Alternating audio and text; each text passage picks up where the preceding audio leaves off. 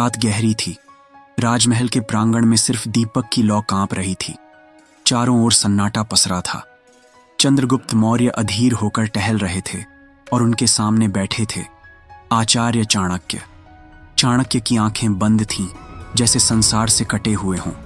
चंद्रगुप्त बोले, गुरुदेव, सेना तैयार है, रणनीति बन चुकी है, लेकिन आप कुछ कह क्यों नहीं रहे? क्या मौन रहकर भी युद्ध जीता जा सकता है? आचार्य ने धीरे से आंखें खोलीं और बोले, बेटा, जब शब्दों से हलचल मचती है तो मौन से संसार हिलता है। यह वही क्षण था जहां मौन एक शक्ति बन गया। आचार्य चाणक्य ने नंदवंश को गिराया, कई राजाओं को हराया, कई साजिशों को समझा, पर उनके सबसे बड़े हथियार थे शब्द नहीं, मौन और बुद्धि। शुरुआत में वे एक साधारण ब्राह्मण थे। न शब्दों की शक्ति थी, न पद की, लेकिन उनके भीतर ज्वाला थी, अन्याय के विरुद्ध और सत्य के लिए। जब पहली बार राजा नंद ने उनका अपमान किया तो सबको लगा अब चाणक्य प्रतिक्रिया देंगे, क्रोध करेंगे, बदला लेंगे। पर वे चुप रहे, क्योंकि वे जानते थे जिस क्षण भाव हिल जाए बुद्धि मर जाती है। उन्होंने उस दिन कुछ नहीं कहा, बस मिट्टी उठाकर सिर पर मल ली और धीरे से बोले, यह मौन नहीं, प्रतिज्ञा है। अब मेरा मौन ही बोलेगा। और सच में उस दिन के बाद चाणक्य ने शब्दों से नहीं, रणनीति से जवाब दिया। जहां लोग युद्ध तलवार से लड़ते थे, उन्होंने युद्ध बुद्धि और मौन से लड़ा। वे कहते थे, मौन व्यक्ति सबसे शक्तिशाली होता है, क्योंकि उसका हर शब्द सोच समझ कर निकलता है और उसका हर कदम गूंज बन जाता है। लोग सोचते हैं बोलना शक्ति है, पर चाणक्य कहते थे बोलना आसान है, चुप रहना कठिन, क्योंकि जो मौन में स्थिर रह सकता है वही हर परिस्थिति में विजेता होता है। आचार्य चाणक्य के मौन ने कई राजाओं की नीयत को उजागर किया। जब वे राजसभा में बैठते थे तो कुछ नहीं बोलते, सिर्फ चेहरों को देखते थे। हर मंत्री, हर सैनिक, हर सहयोगी की आंखें उनके मौन से डरती थीं, क्योंकि वे जानते थे यह ब्राह्मण चुप है पर सब जानता है। मौन सिर्फ चुप्पी नहीं था, यह एक रणनीति थी, एक तरीका था लोगों के मन को पढ़ने का। क्योंकि जो बोलता है वह अपने विचार प्रकट कर देता है, पर जो मौन रहता है वह सबकी सच्चाई सुन लेता है। एक बार चंद्रगुप्त ने पूछा, गुरुदेव, क्या हर समय मौन रहना उचित है? चाणक्य मुस्कुराए, नहीं पुत्र, मौन दो प्रकार का होता है। एक वह जो डर से आता है और दूसरा जो विवेक से आता है। जो डर से मौन रहता है वह कायर है, जो विवेक से मौन रहता है वही ज्ञानी है। उन्होंने सिखाया, जब सामने मूर्ख हो तो मौन रहो, जब सामने गुस्से में व्यक्ति हो तो मौन रहो, जब सामने षड्यंत्र हो तो मौन रहो, क्योंकि उस समय शब्द कमजोर पड़ जाते हैं और मौन मजबूत बन जाता है। वे कहते थे, मौन इंसान को सोचने की जगह देता है और सोचने वाला व्यक्ति कभी गलती नहीं करता। जब चाणक्य ने पहली बार चंद्रगुप्त को देखा तो उन्होंने कुछ नहीं कहा, बस उसे एकटक देखते रहे। वह मौन नजर ही थी जिसने चंद्रगुप्त की किस्मत बदल दी। उन्होंने कहा, इस बच्चे की आंखों में वो चमक है जो साम्राज्य की रचना कर सकती है।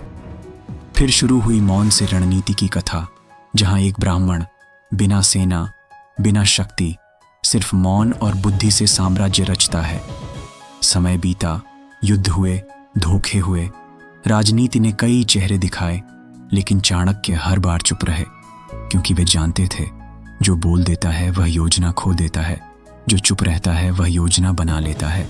आचार्य चाणक्य का मौन उस समय की सबसे बड़ी राजनीतिक शक्ति बन गया था। उनकी चुप्पी में भी दरबार गूंजता था। एक बार राजा ने कहा, गुरुदेव, आप पूरे दरबार में कुछ नहीं बोलते, फिर भी सब आपके डर से कांपते हैं। चाणक्य मुस्कुराए, क्योंकि जो मौन है उसे हर कोई अपने अनुसार समझता है और वही भ्रम सबसे बड़ा हथियार है। मौन व्यक्ति का सबसे बड़ा बल यही होता है, लोग उसे अंडर एस्टिमेट नहीं कर पाते। वे सोचते रहते हैं यह क्या सोच रहा है, और उसी सोच में फंस जाते हैं। आज की जिंदगी में भी अगर तुम हर बात पर प्रतिक्रिया दोगे, हर आलोचना पर जवाब दोगे, हर अपमान पर गुस्सा दिखाओगे तो तुम कमजोर बन जाओगे। पर अगर तुम मौन रहकर सोचोगे, समझोगे और सही समय पर जवाब दोगे तो दुनिया तुम्हारे सामने झुक जाएगी। चाणक्य कहते थे, जिसने अपने मन को मौन करना सीख लिया उसका शत्रु उसका कुछ नहीं बिगाड़ सकता। मौन व्यक्ति कभी हारता नहीं, क्योंकि वह बोलने से पहले सोचता है, और सोचने वाला व्यक्ति समय के साथ जवाब देता है, ऐसा जवाब जो इतिहास बन जाता है। जब नंद वंश का अंत हुआ तो लोग बोले, गुरुदेव, आपने बिना एक शब्द कहे साम्राज्य गिरा दिया।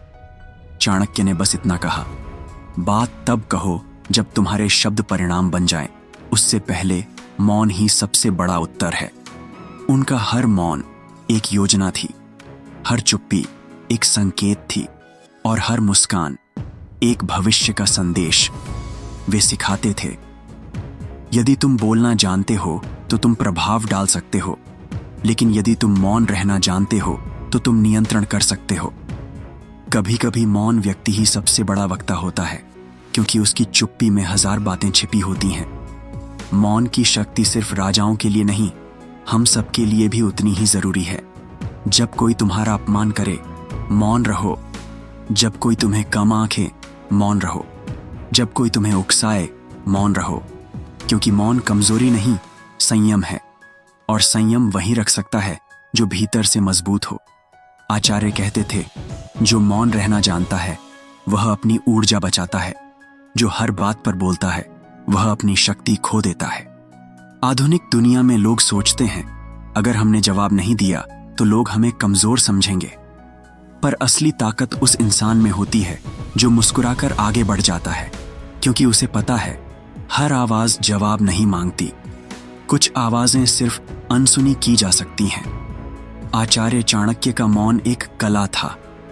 उन्होंने अपने शिष्यों को सिखाया, बुद्धिमान व्यक्ति वही है जो यह जानता है कि कब बोलना है और कब चुप रहना है।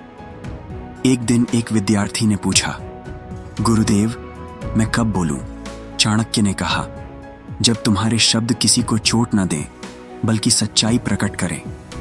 और कब चुप रहूं? जब तुम्हारे शब्द किसी को तोड़ सकते हों या जब सामने वाला समझने के लायक ना हो। यह मौन का सबसे बड़ा रहस्य है, कब बोलना है और कब नहीं। यही विवेक व्यक्ति को महान बनाता है। मौन की इस नीति को अगर तुम जीवन में उतार लो तो तुम हर परिस्थिति में शांत रह सकोगे, हर अपमान को सह सकोगे, हर धोखे से सीख सकोगे और हर युद्ध बुद्धि से जीत सकोगे। आचार्य चाणक्य कहते थे, शब्दों से नहीं, मौन से संसार को जीतो। तो अगर तुम सच में जीतना चाहते हो तो बोलना नहीं, सुनना सीखो, जवाब देना नहीं, समझना सीखो, और हर स्थिति में अपनी ऊर्जा को संभालो, क्योंकि जो मौन में स्थिर है वही शांति का स्वामी है। अगर तुम्हें यह नीति दिल से लगी हो तो नीचे कमेंट में लिखो, मैं मौन की शक्ति को अपनाता हूं। वीडियो को लाइक करो, चैनल को सब्सक्राइब करो, क्योंकि अगली चाणक्य नीति तुम्हें सिखाएगी शत्रु को बिना लड़े कैसे हराया जाए।